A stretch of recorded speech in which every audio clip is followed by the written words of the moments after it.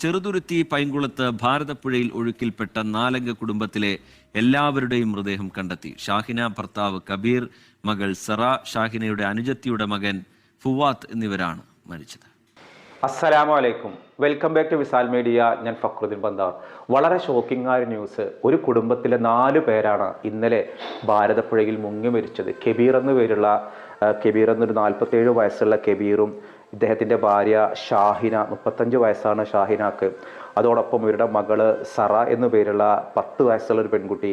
പിന്നെ ഈ കബീറിൻ്റെ ഭാര്യ ഷാഹിനയുടെ സഹോദരിയുടെ മകനായ 12 വയസ്സുള്ള ഫുവാദ് സനീൻ എന്നു പേരുള്ള 12-കാരൻ. ഇങ്ങനെ 4 പേരാണ് ഭാരതപ്പുഴയിൽ മുങ്ങി മരിച്ചത്. അപ്പോൾ ഇന്നലെ വൈകുന്നേരം ഒരു 6 മണി ആ സമയത്താണ് ഈ അപകടം നടന്നത്.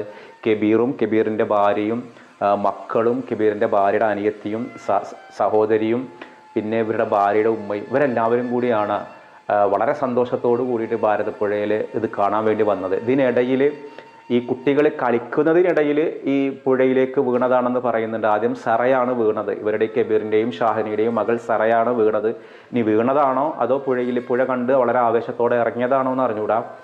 ഈ കുട്ടി ഇറങ്ങിയപ്പോൾ അതിനെ രക്ഷിക്കാൻ വേണ്ടിയിട്ടാണ് സഹോദരൻ കൂടിയായ ഈ പെൺകുട്ടിയുടെ ഉമ്മയുടെ സഹോദരിയുടെ മകനായ ഫുവാദും കൂടി ഇറങ്ങിയത്. 2 പേരും ആ ഭാരതപ്പുഴയിൽ ആ ഭാഗത്താണെങ്കിൽ ഒരുപാട് കയങ്ങളും നമുക്ക് ചിന്തിക്കുന്നതിനപ്പുറത്തുള്ള രീതിയിലുള്ള കിടങ്ങുകളൊക്കെ ഉള്ള ഒരു ഭാഗമാണ്. വളരെ അപകടം നിറഞ്ഞൊരു പ്രദേശമാണ്. അവിടെ ഒരു മുന്നറിയിപ്പ് ബോർഡ് പോലും ഉണ്ടായിരുന്നില്ല. നന്നായിട്ട് പുഴയെക്കുറിച്ച് അറിയുന്ന ആളുകൾ തന്നെയാണ് ഈ കുടുംബം. പക്ഷെ ആ കുട്ടികൾ പുഴയിൽ മുങ്ങി താഴുന്നത് കണ്ടപ്പോൾ ആദ്യം സറയെ രക്ഷിക്കാനാണ് 12 വയസ്സുള്ള ഫുവാദ് ഇറങ്ങിയത്. ആ നിമിഷം അവൻ്റെ മനസ്സിലുണ്ടായിരുന്നത് പൊന്നനിയത്തിയെ രക്ഷിക്കാമെന്ന് മാത്രമാണ്. പക്ഷെ 2 പേരും കയത്തിൽ മുങ്ങിയപ്പോൾ ഇത് കണ്ട് അലറിക്കരഞ്ഞ് കബീറും അതോടൊപ്പം ഭാര്യ ഷാഹിനയും വേഗത്തിൽ പുഴയിലേക്ക് ചാടി. പക്ഷേ ആ 4 പേരും ആ പുഴയുടെ ആഴങ്ങളിലേക്ക് മുങ്ങിപ്പോയി. വേഗം ഇത് കണ്ടു നിൽക്കുകയാണ് ഈ കരയിലുള്ള ഉമ്മയും ഈ ഇതിൽപ്പെട്ട ഫുവാദിൻ്റെ ഉമ്മയും ഇവരുടെയൊക്കെ വല്യമ്മയായ ഈ കബീറിൻ്റെ ഭാര്യയുടെ ഉമ്മയും. അലറിക്കരഞ്ഞു നാട്ടുകാർ ഓടിക്കൂടി. ആദ്യം എടുത്തത് ഷാഹിനയാണ് കിട്ടിയത്. അപ്പോൾ സാധാരണ ഒരു വെള്ളത്തിൽ നിന്ന് ഒരു 5 മിനിറ്റിനകമൊക്കെ കിട്ടിക്കഴിഞ്ഞാൽ ഒരു പക്ഷേ രക്ഷിക്കാനുള്ള സാധ്യത ഉണ്ട്. പക്ഷേ അവർ ഹോസ്പിറ്റലിൽ കൊണ്ടുപോയി 1 മണിക്കൂറെങ്ങാനും കഴിയുമ്പോഴേക്കും അവർ മരണത്തിന് കീഴടങ്ങി. അങ്ങനെ 2 മണിക്കൂറൊക്കെ കഴിഞ്ഞിട്ടാണ് ബാക്കിയുള്ള ആളുകളെ കബീറിനെയും അതോടൊപ്പം അദ്ദേഹത്തിൻ്റെ മകള് സറയെയും ഫുവാദിനെയൊക്കെ കിട്ടുന്നത്. അപ്പോഴേക്കും അവരൊക്കെ മരണത്തിന് കീഴടങ്ങിയിരുന്നു. ഇന്നലെ ആ ഒരു നാട്, ചെറുതുരുത്തിയിലൊരു നാട് എന്ന് പറഞ്ഞാൽ കണ്ണീരിലായിരുന്നു. ഒരു കുടുംബത്തിലെ 4 പേരാണ് ഭാരതപ്പുഴയിൽ മുങ്ങി മരിച്ചത്. ഇനി കബീറിന് 2 ചെറിയ കുട്ടികളാണെന്ന് അവശേഷിക്കുന്നത്. ആ ഒരു കുടുംബം, ആ 2 കുട്ടികൾ മാത്രമാണ്. ഈ കബീർ ചെറുതുരുത്തിയിൽ സന ബേക്കറി എന്ന് പേരുള്ള സറയോ അങ്ങനെ എന്തൊരു ബേക്കറി നടത്തുന്ന ഒരാളാണ് ഈ ഒരു കബീർ. വളരെ എന്താ പറയുക, വളരെ ഷോക്കിംഗ് ആയ കാര്യം. കാരണം ഈ മുങ്ങി മരണങ്ങൾ കഴിഞ്ഞ 3 വർഷത്തിനിടയിൽ നമ്മുടെ നാട്ടിൽ 3000-ഓളം ആളുകൾ മുങ്ങി മരിച്ചു എന്നാണ് ഒഫീഷ്യൽ റിപ്പോർട്ട്. എത്രയോ തവണ പറയുന്നതാണ് നമുക്ക് പരിചയമില്ലാത്ത പുഴയിൽ ഇറങ്ങരുത്. ഒരു കാരണവശാലും നമുക്ക് പുഴയുടെ സ്വഭാവങ്ങൾ മാറാം. എവിടെയെങ്കിലും വല്ല മലവെള്ളപ്പാച്ചിലുണ്ടെങ്കിൽ പുഴ വിചാരിക്കുന്ന പോലെയല്ല. പുഴയിൽ ഒഴുക്ക് കൂടും, വെള്ളം കൂടും, ഇതൊക്കെ നമുക്കറിയാം. ഈ അടുത്ത് പീച്ചി ഡാമിൽ ബർത്ത്ഡേ ആഘോഷിക്കാൻ വേണ്ടി വന്ന 13-14 വയസ്സുള്ള പെൺകുട്ടികൾ പീച്ചി ഡാമിൻ്റെ റിസർവോയിൽ ഇറങ്ങി കാൽ തെന്നി വീണതാണെന്ന് പറയുന്നു. രക്ഷിക്കാൻ വേണ്ടി ഇറങ്ങിയ 3 കുട്ടികളെങ്ങാനാണ് അപകടത്തിൽപ്പെട്ടത്. അതിൽ 2-3 കുട്ടികൾ മരണപ്പെട്ടിട്ട് ദിവസങ്ങൾ പോലും ആയിട്ടില്ല.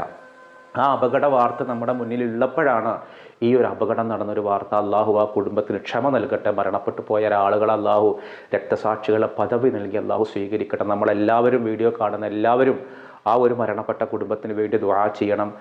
ഇന്നിപ്പോൾ അതിൻ്റെ ഹോസ്പിറ്റലിലെ കാര്യങ്ങളൊക്കെ കഴിഞ്ഞപ്പോൾ ഞാൻ ഈ വീഡിയോ പറയുമ്പോൾ അവിടെ ഖബറടക്കൽ ചടങ്ങുകൾ കഴിഞ്ഞോ എന്ന് എനിക്ക് അറിഞ്ഞൂടാ. അതുമായി ബന്ധപ്പെട്ട് കൂടുതൽ വിവരങ്ങൾ അറിയാവുന്ന ആളുകളുണ്ടെങ്കിൽ ഒന്ന് താഴെ പങ്കുവെക്കണം. ഒരു നാട് മുഴുവൻ തേങ്ങുന്ന ഒരു കാഴ്ച. ഇതിൽ ഈ ഒരു ഫുവാദിൻ്റെ വീട്, 12 വയസ്സുള്ള കുട്ടിയുടെ വീട് ചേലക്കരയാണ്. അവർ ഈ മരണപ്പെട്ടു പോയ ഷാഹിനയുടെ സഹോദരിയുടെ കുട്ടി കൂടിയാണ്. നമ്മൾ എവിടേക്കെങ്കിലുമൊക്കെ പോവുകയാണെന്നുണ്ടെങ്കിൽ, പ്രത്യേകിച്ച് ഇവരൊക്കെ ഇതിൽ നീന്തൽ അറിയാത്ത ആളുകളാണ് എന്നാണ് ഞാൻ വിളിച്ച് അന്വേഷിച്ചപ്പോൾ അഗ്നിരക്ഷാസേനയുടെ ആളുകൾ പറഞ്ഞത്. കുട്ടികൾക്ക് നീന്താൻ അറിഞ്ഞുകൂടാ.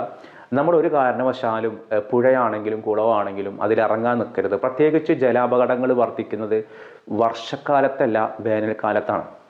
അതും അവധിക്കാലങ്ങളിൽ. ഇപ്പം ഇന്നലെ എന്ന് പറയുന്ന ദിവസം അവധി ദിവസമൊന്നുമല്ല. അപ്പോൾ ഇവർ ഒരു പക്ഷേ ഭാര്യയുടെ ഉമ്മയും സഹോദരിയൊക്കെ അടങ്ങിയിട്ട് മക്കളുടെ ഒരു സന്തോഷത്തിന് വേണ്ടിയിട്ടായിരിക്കും വന്നിട്ടുണ്ടാവുക. അപ്പോൾ ഇവർ കളിക്കുന്നതിനിടയിൽ വീണു എന്നുള്ളതാണ് ചില മാധ്യമങ്ങളിലുള്ള വാർത്ത. ചില മാധ്യമങ്ങളിൽ വന്നത് കുട്ടികൾ ഇതിലിറങ്ങിയപ്പോൾ ചുഴിയിൽ പെട്ടതാണെന്നുള്ളതാണ്. പക്ഷേ നാട്ടുകാർ പറയുന്നൊരു കാര്യമുണ്ട്, ഇവിടെ കൃത്യമായിട്ട് മുന്നറിയിപ്പ് ബോർഡുകളോ മറ്റോ വെച്ചിരുന്നില്ല എന്നുള്ളത്. കടന്ന 2 ആൾക്ക് കൊണ്ടാണ്.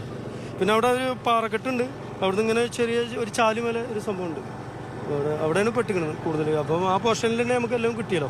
ഈ ഭാഗം അധികം ഒഴുക്കായി കാണുന്നില്ല എങ്കിലും നല്ല അത്യാവശ്യം കുറച്ച് ആഴമുണ്ട്.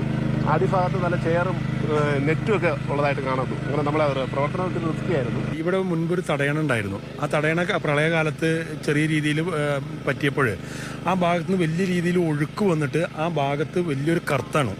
ആ ഗർത്തത്തിലേക്കാണ് ഈ കുട്ടികൾ പോയി പെട്ടത്.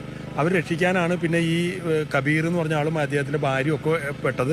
അങ്ങനെയാണ് ഈ 4 ആളുകളും ആ വെള്ളത്തിൻ്റെ ആ ഒരു വലിയൊരു ചുഴിയുള്ളൊരു ഭാഗമാണ് അതിലേക്ക് അകപ്പെട്ടത്. 2 കുട്ടികൾ മാത്രം ആദ്യം ഇറങ്ങിയിരുന്നു. ഈ കുട്ടികൾ കളിച്ചുകൊണ്ടിരിക്കുകയായിരുന്നു. അവർ തൊട്ടപ്പുറത്താണ് ഈ വലിയ രീതിയിലുള്ള ചുഴിയും ഒരു ചെറിയ ഗർത്തവും ഉള്ളത്. ഈ കുട്ടികളതിൽ പെട്ടപ്പോഴാണ് ഈ കരയിലിരുന്നിരുന്ന രക്ഷിതാക്കൾ പിടിക്കാൻ വേണ്ടി അവിടേക്ക് പോയതും അതിൻ്റെ അകത്ത് പെട്ടതും. ഇവിടെ അടുത്ത് തന്നെയാണ് കബീറിന്റെ വീട്. ആണ് കബീറിന്റെ വീടും അദ്ദേഹത്തിന്റെ ഷോപ്പൊക്കെ നമ്മുടെ ഈ സെന്ററിലാണ്, ചെറുതുരുത്തി സെന്ററിലാണ് ഈ പ്രദേശവും. കുട്ടികൾ ഒരു പെൺകുട്ടി എത്രാം ക്ലാസ്സിലാണ്?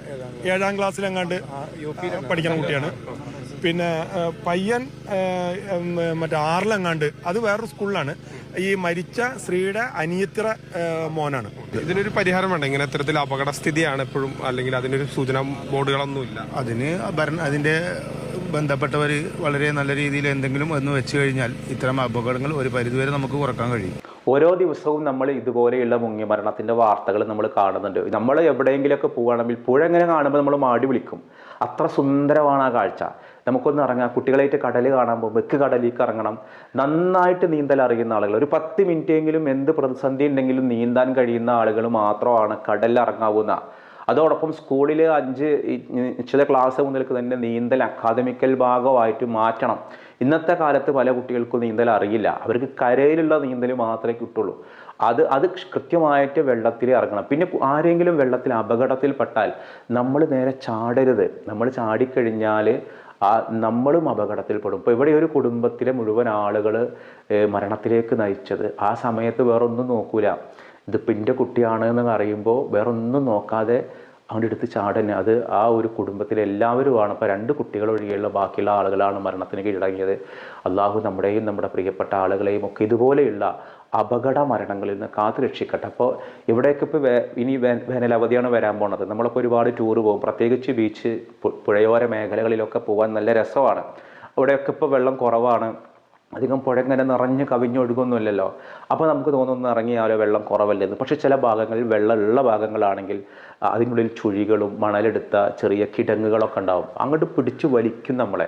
നന്നായിട്ട് നീന്തൽ അറിയുന്ന ആളുകൾ പോലും അതിൽ പെട്ടുപോകും. അതുകൊണ്ട് നമ്മൾ പുഴ നിന്ന് കണ്ട് ആസ്വദിച്ച് പോരാന്നല്ലാതെ അതിനെക്കുറിച്ച് അറിയില്ലെങ്കിൽ നമ്മൾ ഒരു കാരണവശാലും നമ്മൾ ആ പുഴയിൽ ഇറങ്ങരുത്. കേരളത്തിൻ്റെ വളരെ വലിയൊരു നോവായിട്ട് മാറി. ഒരു പക്ഷേ ഇന്നലെ എറണാകുളം പറവൂരിലെ ഒരു കുടുംബത്തിലെ 3 പേരെ, ഋതു എന്ന് പേരുള്ള ഒരാൾ വീട്ടിൽ കയറി വെട്ടിക്കൊന്ന അതിദാരുണമായ സംഭവം നടന്നിരുന്നു.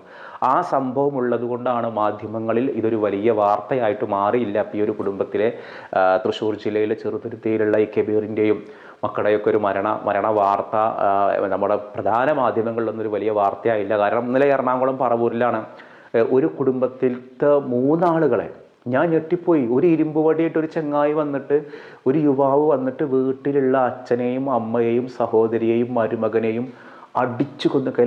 ആ മരുമകൻ മരണപ്പെട്ടിട്ടില്ല, അതീവ ഗുരുതരാവസ്ഥയിലാണ്. ഒരു നായ വീട്ടിലേക്ക് വന്നതിന് ചോദ്യം ചെയ്തിട്ട് അതൊരു പ്രശ്നം എന്ത്? അവനാ തല്ലാൻ വന്ന ഇരുമ്പ് പൈപ്പൊക്കെ ആയിട്ട് വന്ന വീഡിയോ നിങ്ങൾ കണ്ടു നോക്കി, ഞെട്ടിപ്പോവും.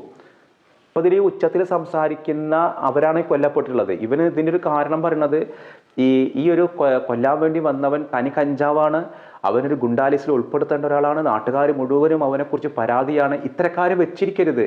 ഇത്തരക്കാരെ ചെയ്യേണ്ടത് എങ്ങനെയും എൻകൗണ്ടർ നടത്തിയിട്ടില്ലാതാക്കണം. കാരണം ആളുകൾ പരാതി കൊടുത്തിട്ടും പോലീസ് നടപടി എടുത്തില്ല. ആ നടപടി എടുക്കാഞ്ഞപ്പോൾ എന്താ ഉണ്ടായത്? ഇവരുടെ വീട്ടിലെ ഈ ഒരു ഉഷ പറയുന്ന അയാളുടെ വീട്ടിൽ ഇതൊക്കെ ഒരു നായ ഇവൻ്റെ വീട്ടിലേക്ക് വന്നത്. അത് ചോദിക്കാൻ വേണ്ടി ഇവൻ വന്നത് ഇരുമ്പിൻ്റെ ഒരു പൈപ്പ് 2 കത്തിയൊക്കെ ആയിട്ടാണ്. എന്നിട്ട് സംസാരിക്കണ വീഡിയോ ആണ് ഇപ്പോൾ നമ്മൾ കണ്ടത്. അതിൽ ഈ പെണ്ണ് ഉഷ ഇതൊക്കെ മൊബൈലിൽ വീഡിയോ എടുത്തിരുന്നു. ഇതന്നെ കണ്ട് ദേഷ്യം പിടിച്ചു. ഇവൻ ആദ്യം അവിടുത്തെ മരുമകൻ്റെ തലക്കടിച്ചു. അത് തടയാനാണ് അച്ഛനും അമ്മയും സഹോദരനും. പക്ഷേ ആ 3 പേരെയും അവിടെ വെച്ച് തലക്കടിച്ചങ്ങോട്ട് കൊന്നുകളഞ്ഞു. ഇവരുടെ മക്കൾ സ്കൂളിൽ പോണ ചെറിയ കുട്ടികളുടെ കൺമുന്നിൽ വെച്ചാണ് അതിദാരുണമായ ഈ കൊലപാതകം നടത്തിയത്. എന്നിട്ട് ഇവൻ നേരെ ആ വീട്ടിൽ ഒരാളെ ബൈക്കായിട്ടാണ് പുറത്തേക്ക് പോയി. ആ പുറത്തേക്ക് പോകുമ്പോൾ ഒരു പോലീസ് ജീപ്പാണ് അപ്രതീക്ഷിതമായിട്ട് വന്നു. അപ്പോൾ ഇവനൊരു കേടിയാണെന്ന് അറിയാൻ ഇവനെ തടഞ്ഞവിടെ. ചോദ്യം ചെയ്തപ്പോഴാണ് ഇവൻ 3 പേരെ കൊന്നിട്ട് അയൽപ്പക്കത്തുള്ള 3 പേരെ കൊന്നിട്ട് വരികയാണെന്ന് മനസ്സിലായത്. ഇയാൾ തനി ക്രിമിനലാണ്. നാട്ടുകാർ മുഴുവൻ പരാതി കൊടുത്തിട്ട് പോലും പോലീസ് നടപടി എടുത്തിട്ടില്ല. ഇത് വല്ല ഹണി റോസിന് എന്തെങ്കിലും പറയുമ്പോഴേക്കും അങ്ങോട്ട് അടച്ച് വിളിച്ചിട്ട് അങ്ങനെ തടഞ്ഞ് അറസ്റ്റ് ചെയ്ത് ഭയങ്കര നാടകമാക്കുന്ന പോലീസുകാരാണ് ഇതുപോലൊരു നാടിന് ശല്യക്കാരനായ ഒരാളെ ഈ മാനസിക രോഗിയാണെന്ന് പറഞ്ഞ് അറസ്റ്റ് ചെയ്യാതെ ഇപ്പോൾ ഈ ഒരു കുടുംബത്തിലെ 3 പേര് പോയത്. അപ്പോൾ ഈ ഒരു വാർത്തയാണ് എല്ലാ മാധ്യമങ്ങളും ഇന്നലെ വളരെ സജീവമായിട്ട് റിപ്പോർട്ട് ചെയ്തത്. അതിനിടയിലാണ് ഈ ഒരു കുടുംബത്തിൻ്റെ മരണം, അതിദാരുണമായ ഭാരതപ്പുഴ ഈ കവർന്നെടുത്ത സംഭവം അത്ര വലിയ പ്രാധാന്യം കിട്ടാതെ പോയത്. നമ്മളെല്ലാവരും ആ ഒരു കുടുംബത്തിന് വേണ്ടി ദുആ ചെയ്യണം. നമ്മൾ ഇന്ന് ചോദിക്കുന്ന ഒരു ചോദ്യം, നീന്തൽ പഠിക്കുന്നതിൻ്റെ മതപരമായ വിധി എന്താണെന്നുള്ളതാണ്. സുന്നത്ത്, വാജിബ്, ഹറാബ്, ഇതിലേതാണ് ശരി ഉത്തരം എന്നുണ്ടെങ്കിൽ നിങ്ങൾ കമൻറ്റ് ചെയ്യണം. മറ്റൊരു ദിവസം മറ്റൊരു വീഡിയോയുമായി വീണ്ടും കാണാം. അസ്സലാമു അലൈക്കും.